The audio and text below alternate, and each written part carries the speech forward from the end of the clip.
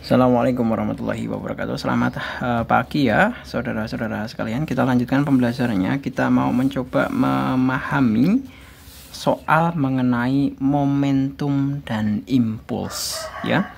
Nah, di sini diberikan sebuah kasus ya, sebuah balok bergerak di atas permukaan licin dengan kecepatan 5 meter per sekon. Kemudian menumbuk balok lain yang diam. Setelah tumbukan balok pertama bergerak ke kiri dengan kecepatan 1 meter per sekon seperti yang ditunjukkan pada gambar 3.19 di sini. Tumbukan antara kedua balok. Nah, di sini sudah diketahui bahwa balok yang pertama ini diam, yang hijau, kemudian balok yang berwarna orange itu bergerak dengan kecepatan 5 meter per sekon. Jadi kita bisa menuliskan, Pak Jul tuliskan seperti ini ya. M-nya sama dengan 100 kg. And then di sini V-nya adalah 5 meter per sekon.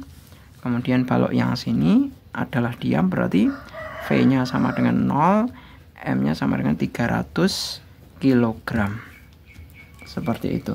Nah, kita tentukan terlebih dahulu ya mengenai arah-arah yang positif dan arah yang negatif.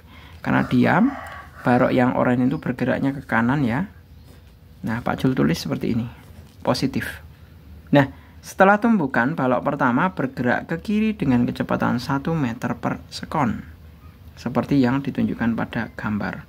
Nah, balok pertamanya ini, kemudian ini setelah tumbukannya ya. Nah, kemudian ke kanan.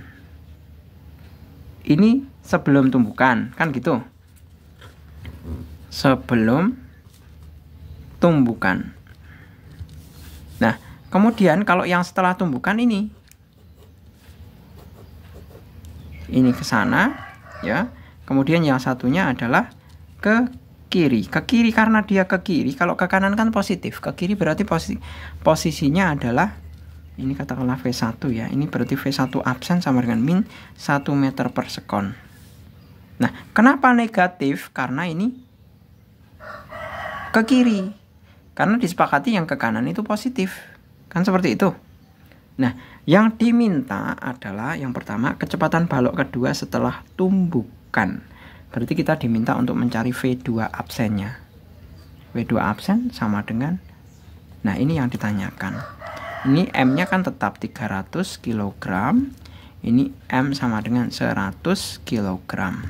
Nah, seperti ini. Maka kita bisa menuliskan ini sudah termasuk yang diketahui loh ya. Kita bisa susun untuk persamaannya sesuai dengan hukum kekekalan momentum ya. Kita bisa tulis M1 V1 ditambah M2 kali V2 sama dengan M1 V1 absen ditambah M2 V2 absen. Nah, kan seperti ini.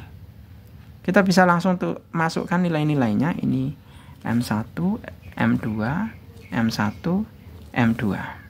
M1-nya berapa? 100 dikalikan 5 ditambah M2-nya berapa? 300 dikali 0 sama dengan 100 dikali V1 absennya adalah min 1 ditambah M2-nya 300 dikali V2 absen yang ditanyakan.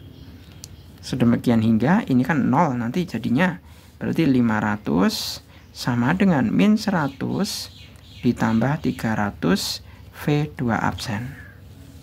300 V2 absen sama dengan 500 ditambah 100 sama dengan 600. V2 absen sama dengan 600 dibagi 300 sama dengan 2 meter per sekon. Selesai. Gitu. Kita lanjut ya untuk yang B. Energi yang hilang saat tumbukan. Nah, untuk mencari energi yang hilang saat tumbukan, kita bisa tinggal menyelisihkan saja. Menyelisihkan apa? Menyelisihkan antara energi kinetik sebelum tumbukan dengan energi kinetik setelah tumbukan. Ya. Jadi kita bisa menuliskannya sebagai Q sama dengan delta EK.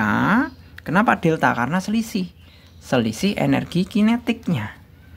Berarti EK1 EK sebelum tumbukan dikurangi EK setelah tumbukan. Berarti kita bisa menuliskan setengah M1V1 ditambah setengah M2V2 ditambahkan kemudian dikurangi setengah M1V2 V1 absen ya, ditambah setengah M2V2 absen. Nah, seperti ini. Sedemikian hingga kita bisa langsung tuliskan setengah dikalikan 500. Kok 500 toh? 100 ya. Kan M1-nya 100. Kemudian kecepatannya adalah 5, berarti 5 kuadrat ditambah setengah kali M2-nya adalah 300 dikalikan V2-nya 0 kuadrat seperti ini.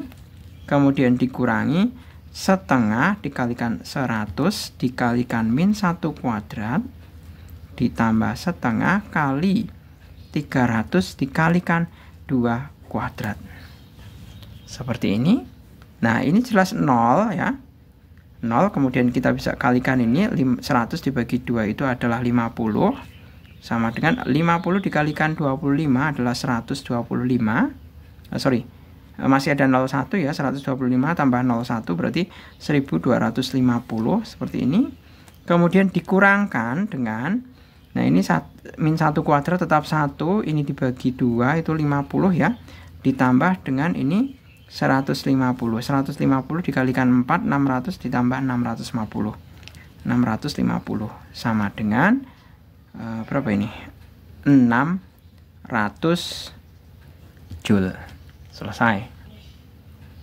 Nah, untuk B-nya sudah selesai, energi yang hilang adalah sebanyak 600 Joule, sedangkan jenis tumbukannya karena setelah tumbukan yang satu ke kiri dan yang satu ke kanan ya, karena salah satu diam ya, itu bisa kita katakan bahwa tumbukan tersebut adalah lenting sempurna ya, karena masing-masing benda yang bertumbukan itu kemudian bergerak sendiri-sendiri seperti itu dinamakan dengan lenting